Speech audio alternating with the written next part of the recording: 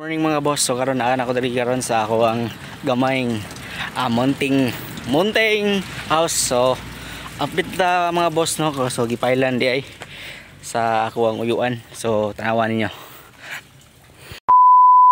Pag-abot na ko diri mao sad akong nakit-an ang mga bata, grabe kalingaw gyud nila sa ilahang gibuhat. Kaning mga bata nakita gyud nako ang ako ang gikagikanan sa unang panahon ug makita ninimo sila karon sa ilahang gipangbuhat karon makahuna-huna jud ka sa mga niaging mga panahon. Kana bitaw mag-away mo pero ang inyong gilalisan is kana rang mga duaa nga giguba ang iyang balay-balay, gikuha iyang tinda-tinda. Pero ang akong nakita niining mga bata wala gid sila maana sa social media. Kay mismo ang ilahang ginikanan maoy nag-maintain og unsay angay buhaton sa ilahang healthy lifestyle. Makaana na lang ka boss ka, pwede ba nato balikon ang mga panahon nga ingon ani pa ang ato ang huna-huna. Pag-abot ako diri sa mga boss no mao na gini update sa ato ang gamayng payag nga ato ang gipahimo no. So wala pa man naabot ang ato ang giorder nga kabilya.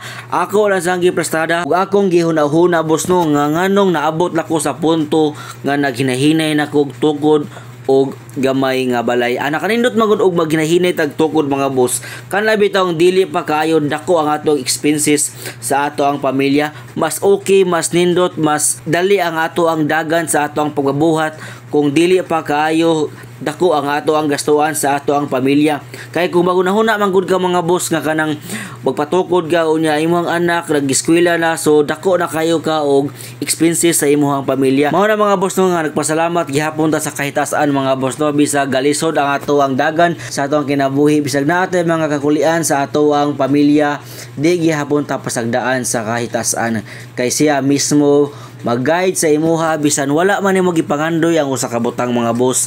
Ang importante padayon lang gihapon ta. So karong adlaw boss, Mayo 1 deron Labor Day. So why duty mga boss mo na nga idalikyat dayon kog anhi diri sa bukid para tabangan og ako ang ipadayon ang pagbabuhat sa amo ang munting balay.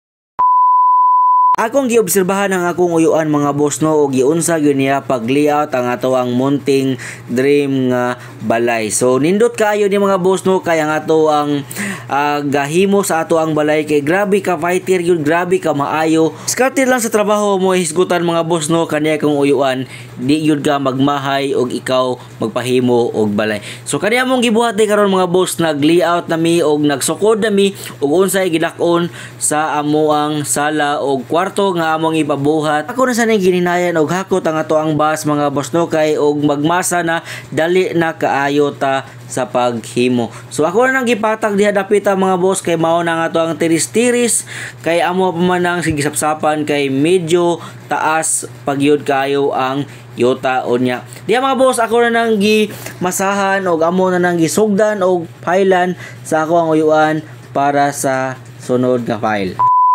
Kaning mga oras sa boss nagpakit-cute lang ta kay grabe ka init o grabe gyud ka singot nato. Kay ato ang uyuan mga boss gipailan na niya, di man pwede magtabang-tabang ta kay di man ta kamao. May ganin nga to ang ikaduhang adlaw sa pagpahimo sa ato ang balay mga boss no kay dili kayo init. Nya mao na to mga boss ang ato ang second day. So update ta sa sunod na to nga upload ang ato ang third day sa ato ang pagbisita sa ato ang munting gamay nga dream house. Then para updated ka sa ato ang mga upload sa ato ang pagpahimong balay mga boss, ay kalimot sa pag-share, follow sa ato ang Facebook page Vlog ni Bobby. So mao na to mga boss og amping mo kanunay ha. Ayaw gyud mo pada sa mga temptasyon, bisyo kay mao nay makapaguba sa inyuhang kinabuhi. Salamat og amping kanunay. Adios.